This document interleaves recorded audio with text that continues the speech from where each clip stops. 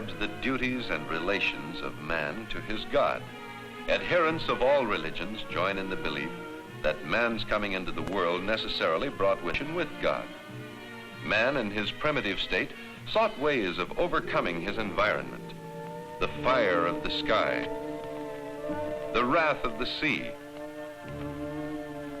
the fury of the winds, and the heat of the desert, which he tried to control or appease. Some primitive men attempted to curb such forces with magic. Others turned to a kind of nature worship. As time passed, man tried to invoke the aid of the primeval forces. Eventually, in most religions, man associated these forces with some one great spirit or God. Through the ages, different religions have arisen and some have declined. 5 of the great religions endure and continue to guide millions upon millions of people the world over. These 5 had their beginnings in southwestern Asia. It was here that Hinduism developed identity. Most recently, Islam has developed. On the subcontinent we call India, the religion of the Aborigines was a primitive form of nature worship. Then, many centuries ago, Vedic invaders broke through the mountain passes, bringing with them the seeds of still another primitive religion. Out of these beginnings, Hinduism developed. Vishnu, Shiva, and Brahma were the deities that eventually became most revered. Spiritual perfection for the Hindu became a state of mind rather than a place. It is often called nirvana.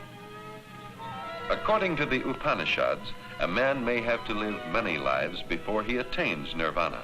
This is known as the transmigration of souls, or reincarnation. The means of attaining nirvana are stated in the Bhagavad Gita. Hindus believe that animals are the outward forms of souls, just as man embodies a soul within himself.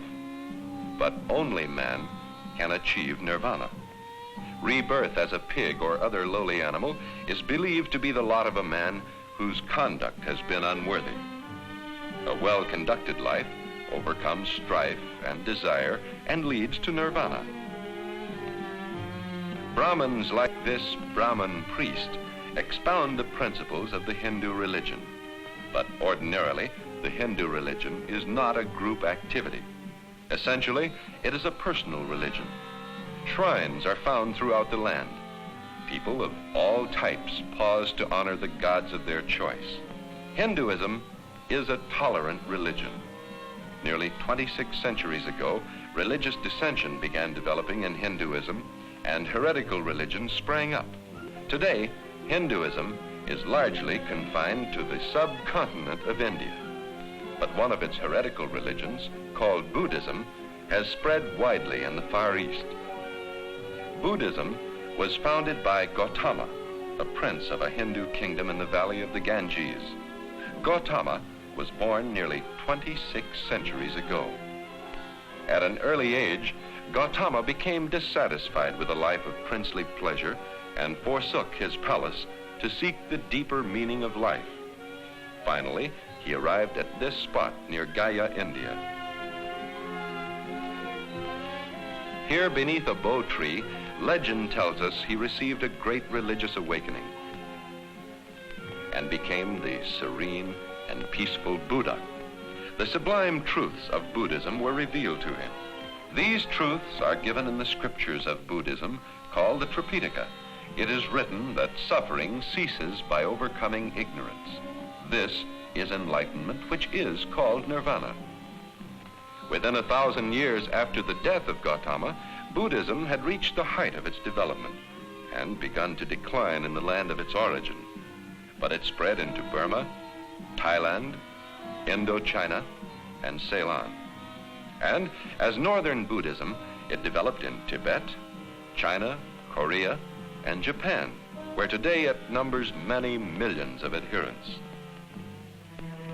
To understand Judaism, the first great religion founded on a belief in one God, we turn to Arabia. Centuries ago, the Hebrew people were leading the lives of nomads in the desert. Fringing part of the desert to the north was a particularly fertile region known as the Fertile Crescent. One of the tribes in the nearby desert was led by Abraham, the first of the so-called patriarchs of Israel. Moving around the Fertile Crescent, the tribe of Abraham finally entered the land of Canaan. But lean years and famine overtook them, and they pushed on into Egypt. They lived a pastoral life until one of the pharaohs ended their freedom. Then they were forced to labor as slaves on the pyramids. Now arose Moses, one of the great leaders of all times. Fired with zeal to free his brethren, he successfully led them out of Egypt. At Mount Sinai, Moses solemnly committed his people to a covenant with the one and only God. The 10 Commandments came into being, as did the Torah, the sacred Hebrew scriptures. This is part of an ancient sheepskin manuscript written in Hebrew. As directed by their God, the Jews constructed the great Temple of Solomon in Jerusalem. This temple became the center of Judaism. Jews from all the land journeyed to this temple, but this was not to last. Revolution came, and the kingdom split in two. In the following centuries, invaders repeatedly sought to deprive the Jews of land and liberty.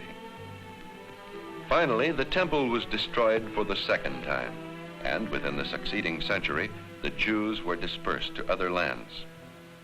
Today, in whatever land, the synagogue is the place of worship for the Jews.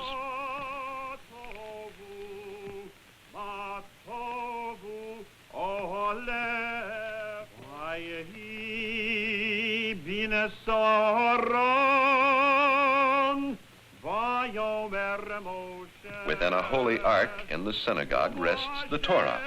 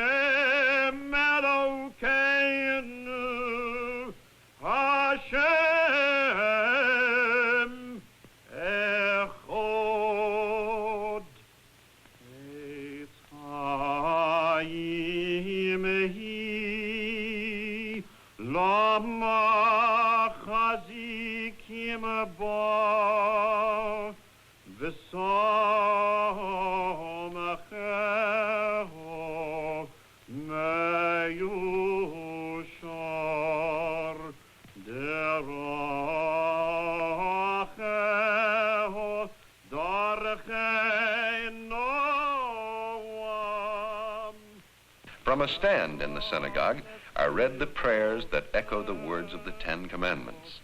In spirit, the commandments say, "What is hateful unto thyself, do not unto thy fellow man," and "Thou shalt love thy neighbor as thyself." As part of their covenant with Jehovah, the Jews have looked for the coming of the Messiah, who would restore the kingdom of Israel and banish evil. The cross of Christianity signifies an event closely related to this aspect of Judaism. Jesus, who was to become the Christ, was born in Bethlehem in the year from which the modern calendar is dated. Christians believe that Jesus is the Son of the eternal God, the promised Messiah of Judaism. Jesus preached a simple doctrine of goodness and adherence to the 10 Commandments. 12 disciples followed him through the years of his public ministry. Some of these disciples continued to spread his teachings after his death. The years of public ministry for Jesus came to an end in Jerusalem. It was there that he was accused of endangering the safety of the Jewish state and put to death by order of Pontius Pilate, the Roman procurator in Jerusalem. Those who accepted the teachings of Christ became known as Christians. His teachings are recorded in the scriptures of the New Testament, and the cross has become the symbol of Christianity. The Christian church first developed in Jerusalem. Gradually, Christianity spread. In the 4th century, the pagan Roman Empire became Christian. Rome became the center of Western Christianity. A basic belief of the Roman Catholic Church in Rome holds that the Pope, the Bishop of Rome, is the successor of the Apostle Peter and the divinely appointed head of the church. In the eastern part of the empire, Constantinople became the center of Christianity. Differences between Christians in the east and in the west became more and more pronounced until in the 11th century, a separation formally took place.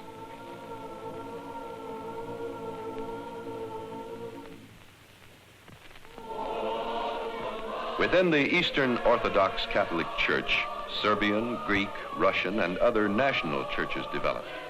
The rituals and doctrines of all Orthodox Catholic churches are in essence the same.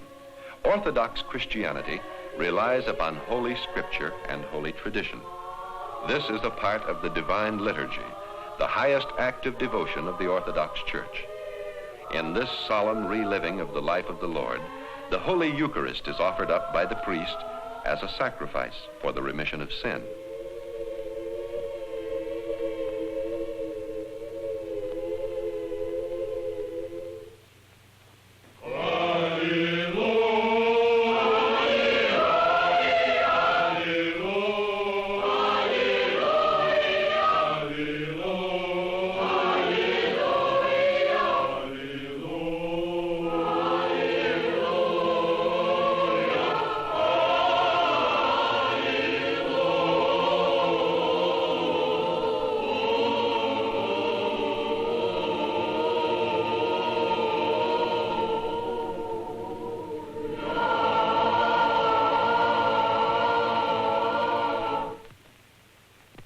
Roman Catholic Christianity centers its doctrines on Holy Scripture and Holy Tradition. In part, this is portrayed by the 7 sacraments. Among these sacraments, the most sacred is the Holy Eucharist and the sacrifice of the Mass. The sacrifice of the Mass is a reenactment of the Last Supper attended by Christ and his disciples, and a continuation of the sacrifice by Christ on Calvary, the scene of his crucifixion.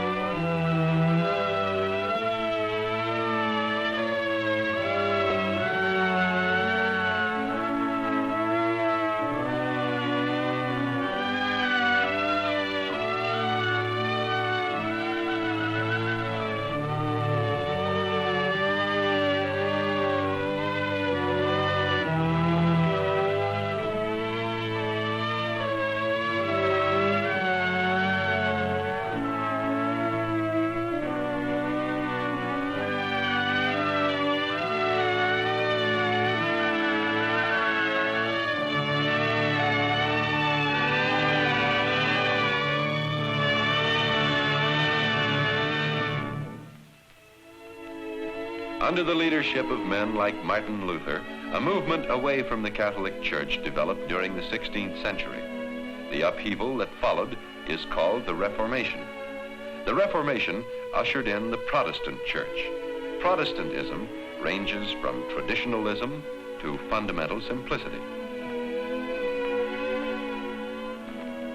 Always, the preaching of the Word is the core of Protestant worship. Usually, an ordained pastor or minister delivers the sermon, but interpreting the message is the privilege and duty of each individual. The Holy Bible contains the story and teachings of Jesus and the history of the early church, as well as the earlier Jewish scriptures. As in Judaism, Catholicism, and other religions, youth plays an important part in the religious life of the church. Ceremonies vary in form among the different Protestant churches, but all of the churches observe certain ceremonies or ordinances, such as baptism and communion. In some of the churches, infants may be dedicated, but baptism is reserved for older children and adults.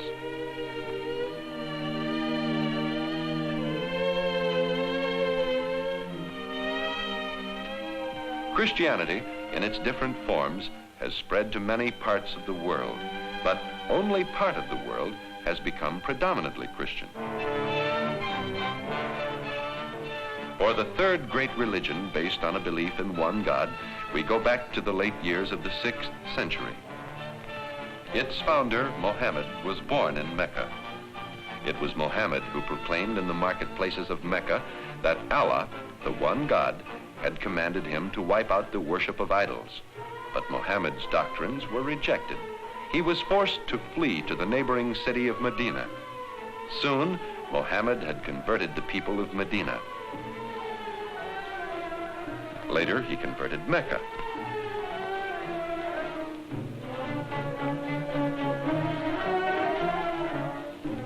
In the next century, the spread of Islam, the religion Mohammed advocated, was almost incredibly rapid. Islam teaches a social, political, economic, and religious way of life. The Quran is the sacred scripture of Islam that contains the revelations of Allah to Mohammed. It is the living heart of the Arabic language. The wording in this ancient Quran is exactly like every modern copy. From prayer towers throughout the land, the call to prayer goes forth to the faithful 5 times a day. Every true Muslim, wherever he may be, turns his face toward Mecca to express his praise to God. In the mosques, Friday is the sacred day of public prayer. The faithful face the prayer niche, which indicates the direction to Mecca, the holy city, birthplace of Mohammed.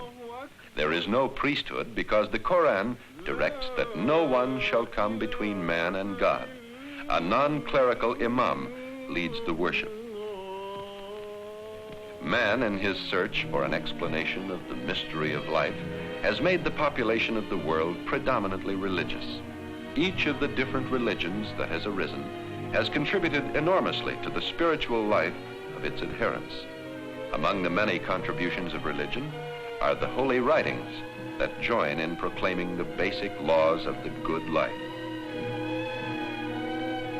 Despite inevitable human failings, religion continues to point out a way of life by showing how man can best relate himself to the unseen God and to the purposes of God in order to build the fellowship of man according to the divine will.